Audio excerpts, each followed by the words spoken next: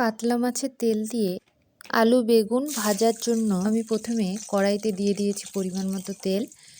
তারপর তার মধ্যে দিয়েছি রসুনটা একটু ভাজা হয়ে গেলে দিয়েছি পেঁয়াজ কুচি। পেঁয়াজটাও ভাজা হয়ে গেলে দিয়েছি কাঁচা লঙ্কা কুচি। সবগুলো একটু ভালো করে ভেজে নেব।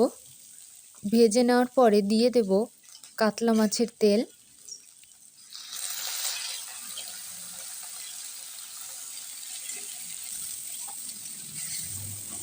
তেলটা একটু ভালোভাবে ভেজে নেব, নিয়ে তার মধ্যে দিয়ে দেব অল্প একটু হলুদ।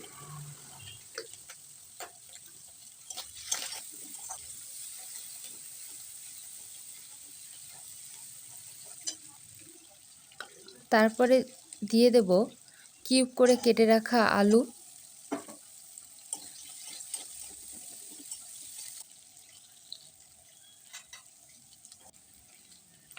পরিমাণ মতো লবণ,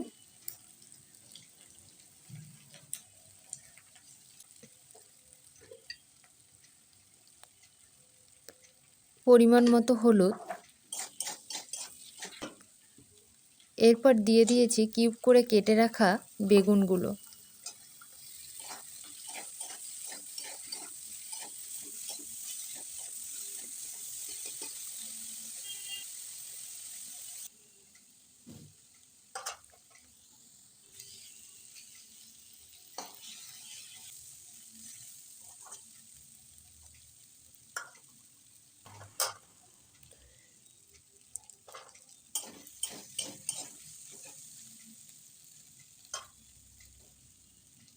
বেগুন আলু ভালোভাবে ভাজা হয়ে গেলে গোটা জিরে এবং গোলমরিচ গুঁড়ো করে নিয়ে এর মধ্যে দিয়ে দিয়েছি।